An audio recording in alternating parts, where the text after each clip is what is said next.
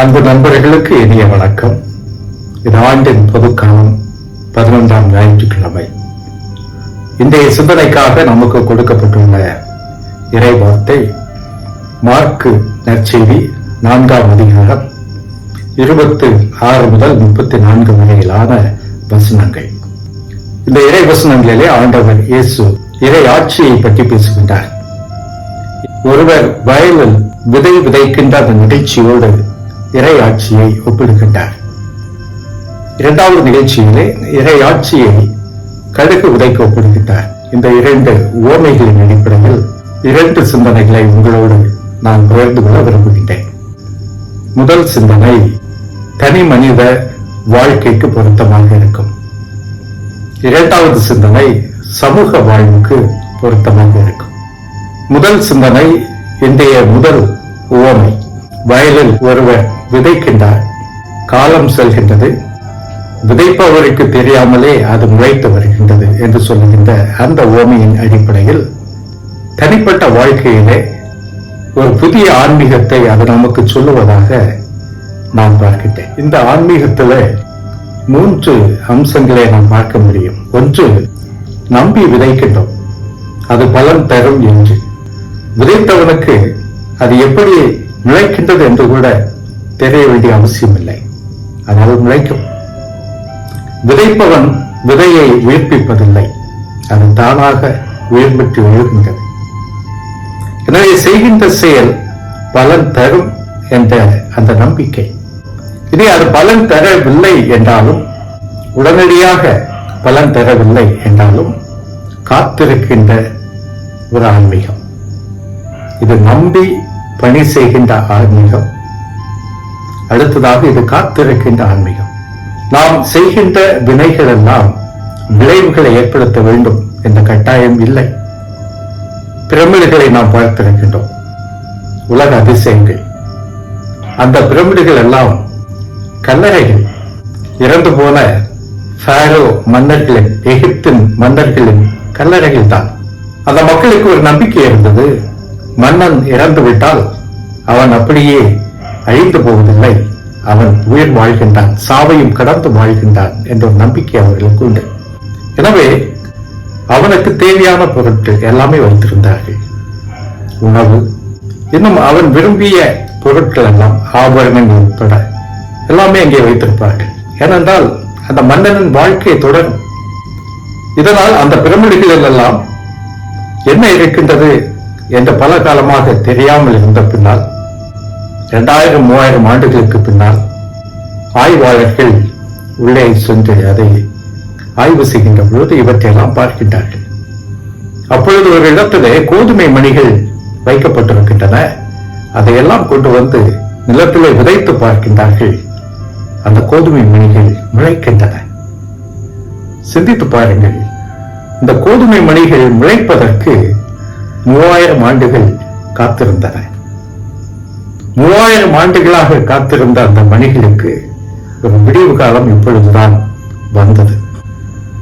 வாழ்க்கையிலே நாம் நல்லதை செய்து கொண்டே இருக்க வேண்டும். அது விளைவுகளை ஏற்படுத்தும் ஏற்படுத்தாது, அது நமது கையில் இல்லை.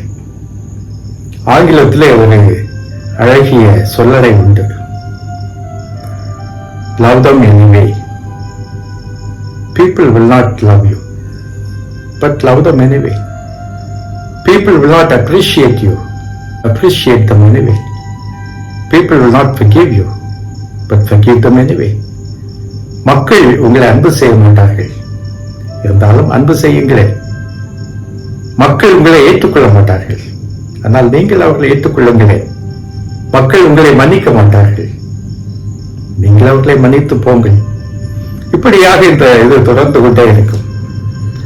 மக்கள் என்ன செய்கின்றார்கள், நம்முடைய செயலுக்கு பதில் வினை எப்படியாக இருக்கின்றது என்பதெல்லாம் நாம் பார்த்து வாழ்க்கையை நாம் ஓட்ட வேண்டிய அவசியம் இல்லை. நமக்கான ஒரு பாதை, மக்கள் ஏற்றுக்கொண்டாலும் ஏற்றுக்கொள்ளவில்லை என்றாலும் இதை நான் செய்து கொண்டே இருப்பேன், இந்த பாதையில் நடந்து கொண்டே இருப்பேன் என்று சொல்கின்ற ஒரு ஆன்மீகம். செய்கின்ற அந்த பணியினை தொடர்ந்து செய்து கொண்டே இருங்கள். கையில் பலன் கிடைக்கவில்லை, பிரச்சனை இல்லை, நான் நம்பி காத்திருக்க தயாராக இருக்கின்றேன். தொடர்ந்து பணியாற்ற நான் விரும்புகின்றேன் என்று சொல்வது அது ஒரு ஆன்மீகம். இன்றைய எனது இரண்டாவது சிந்தனையை நற்செய்தி வாசகத்தின் இரண்டாவது ஓமை, கடுகு மணியின் ஓமையிலிருந்து நான் பெற்றுக் கொள்கின்றேன். பொதுவாக இந்த ஓமையை நாம் எப்படி பார்க்கின்றோம் என்றால், சிறிய விதை, இறையாட்சி ஒரு சிறிய விதையாக முளைக்கின்றது. அது வானத்து பறவைகளை தங்க வைக்கின்ற பெரிய மரமாகின்றது. இந்த இறையாட்சி என்ற அந்த சிந்தனை காலப்போக்கிலே அது திருச்சபை என்றாகி, திருச்சபை என்று ஆள் போல விரைந்து பறந்து வளர்ந்திருக்கின்றது என்பதை சுட்டிக்காட்டுகின்ற ஒரு வழக்கமும் நம்முடைய உண்டு. ஆனால் இதை ஒரு திருச்சபைக்குள் நடக்கின்ற ஒரு நிகழ்வாகவோ அல்லது திருச்சபையின் வளர்ச்சியாகவோ இதை பார்க்க வேண்டிய அவசியம் இல்லை. இந்த வாசகத்தை எப்படி புரிந்து கொள்வது என்பதற்கு உதவி செய்கின்ற விதத்திலே இன்றைய முதல் வாசகம் அமைந்திருக்கின்றது. இன்றைய முதல் வாசகம் எசேக்கியேல் இறைவாக்கின் நூலிலிருந்து எடுக்கப்பட்டிருக்கின்றது. அதிகாரம் 17, இறைவார்த்தைகள் 22 முதல் 24 வரையிலான இந்த வசனங்களிலே ஒரு வசனம் இதை எப்படி நாம் புரிந்து கொள்ள வேண்டும் என்பதற்கு நமக்கு உதவி செய்கின்றது. ஆண்டவராகிய நான் ஓங்கிய மரத்தை தாழ்த்தி தாழ்ந்த மரத்தை ஓங்கச் செய்துள்ளேன் என்றும், பசுமையான மரத்தை உலகச் செய்து உலர்ந்த மரத்தை தழைக்கச் செய்துள்ளேன் என்றும், அப்போது வயல்வெளி மரங்கள் எல்லாம் அறிந்து கொள்ளும். இந்த வசனம் நம்மை சிந்திக்க வைக்கின்ற வசனம். இந்த வாசகத்திலே மீண்டும் ஒரு முறை கடவுள் ஏழைகள் மேல், எளியவர்கள் மேல், ஒதுக்கப்பட்ட மக்கள் மேல் கொண்டுள்ள தனிப்பட்ட அந்த கரிசனை இது வெளிப்படுத்துகின்றது.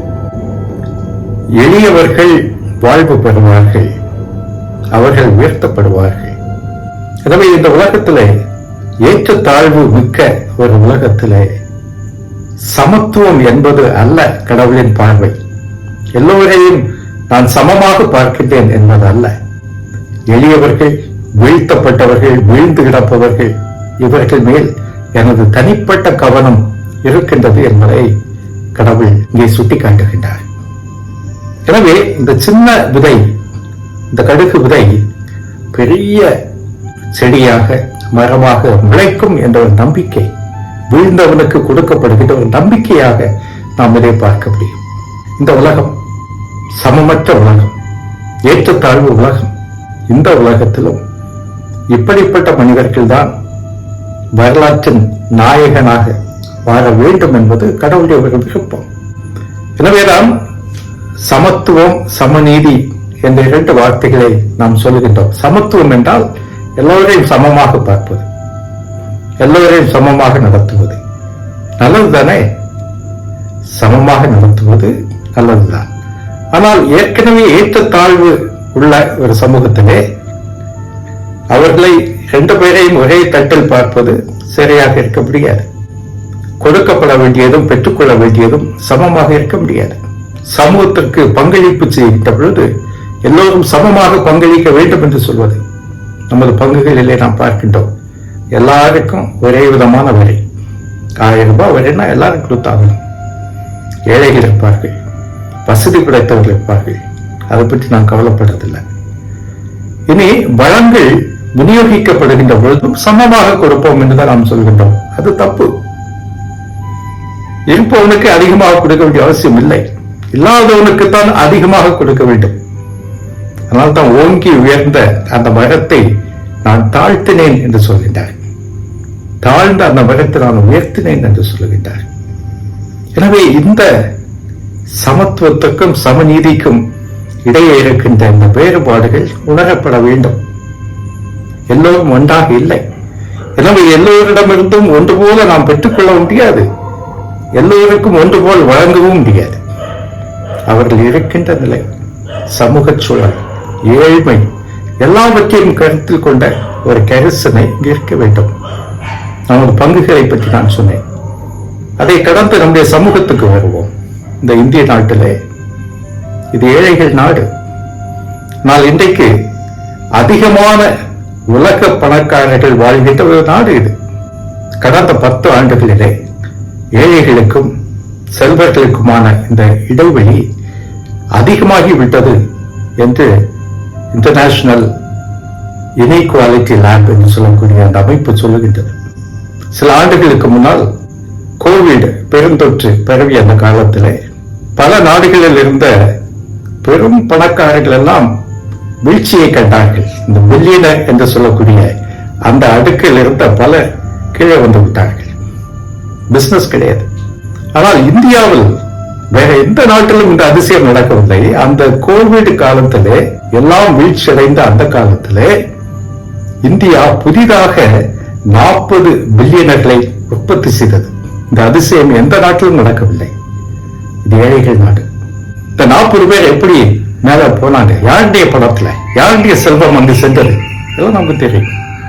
இந்தியாவில் இருக்கின்ற மேல் மட்டத்தில் இருக்கின்ற 1 விழுக்காடு பணக்காரர்கள் நமது இந்திய பொருளாதாரத்தில் 40 விழுக்காட்டை கையில் வைத்திருக்கின்றார்கள். இது பணக்கார நாடு என்று வெளியே சொல்லப்படுகின்றது. ஆனால் இங்கே கஞ்சிக்கு வழியில்லாமல் மக்கள் வாடிக்கொண்டிருக்கின்ற ஒரு சமூகம்.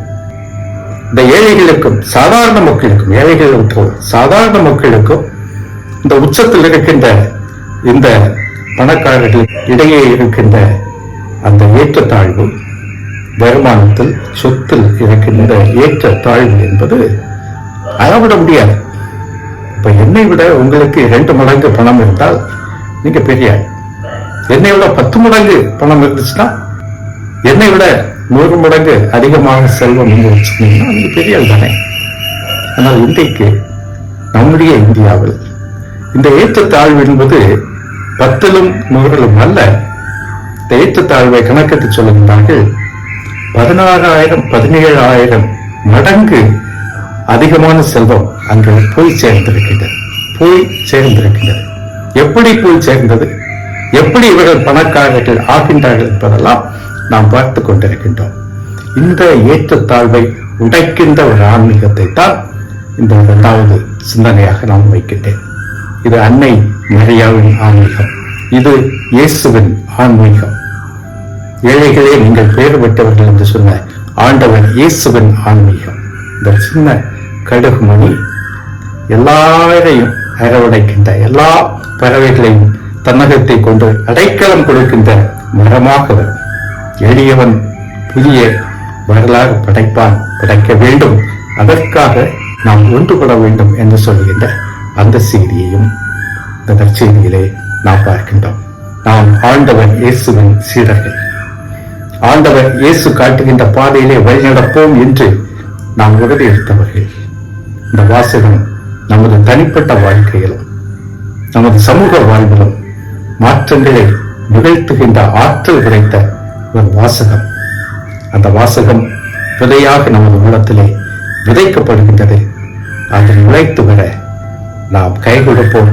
சமூகத்திலே எழுச்சியோடு அது தன் விளைவுகளை நிகழ்த்தி காட்ட கரம் கொடுப்போம். நன்றி.